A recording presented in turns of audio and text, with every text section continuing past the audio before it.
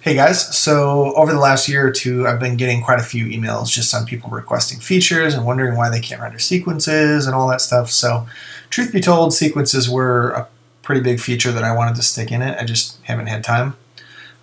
So I finally got around to it and added a few features, and we can render sequences now. So, the way it works is a little bit simplistic as far as the code is concerned. There's a few caveats. As long as you're aware of them, it's not too bad. But let me show you how it works. So basically, the order that you load files is really important. So this is a sequence right here. It's, first frame, second frame, third frame. But if you want to I should say, append these files and kind of compile them together into one image, you need to just select the first one, the second frame, or the second AS file, and then the third one, and that will load them as individual entries instead of a sequence. I'll show you that more in a second here.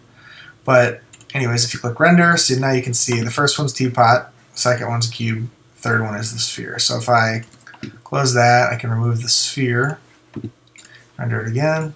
So you see how it's appending them. So now let's say I've got a grid AS file. So I can stick that in there, render, and now it's got a grid. That's basically how that works. If you want to load them as a sequence, then make sure you go through and you select your entire sequence. Don't do this and then be like, here's another sequence, I'll do that. Do each sequence as one open command at a time, because it's going to be one entry right here each time. Alright, so there's that. Now I've got my grid. So you can see here, this has 3 frames. This is an array. There's 3 frames in this, and there's only 1 frame here. So what it's going to do is just use that first frame for every frame that it renders. It's going to use this one AS file for every frame. If there was 5 frames, it would render 1, 2, 3, 4, 5 sequentially, and then it would hold 5 for the rest of the sequence if it went longer than 5. So when you do load a sequence, it'll show you the total sequence length here.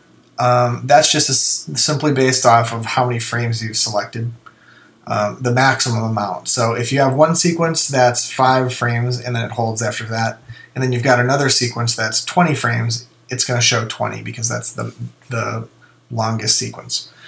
It's also going to turn on these 2 options. So is sequence, this needs to be turned on to render back to back. This is optional. If it's turned off, it will show you each frame as it renders. So you have to manually close that. And you can see over here, now it rendered frame 2, it's holding. I can do whatever I want with this frame. I can study it. As soon as I close it, it renders frame 3. And now the sequence is done. If you turn that on, it's just not going to show that window. And it's just going to kind of blast through the sequence.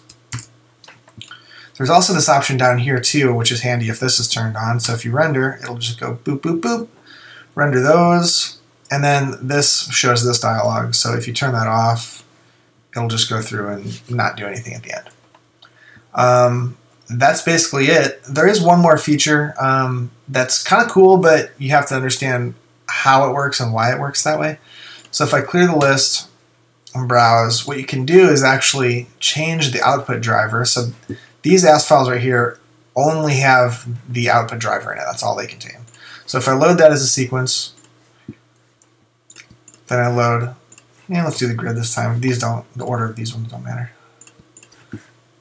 Sorry, it's out of view there. All right, so now I've got my driver. The catch or the caveat to this is that this, if you are doing the output driver, it's got to be the first entry in the list.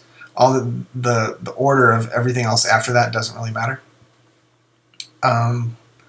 So now you can see if I render, it's actually going to output to the output file specified right here.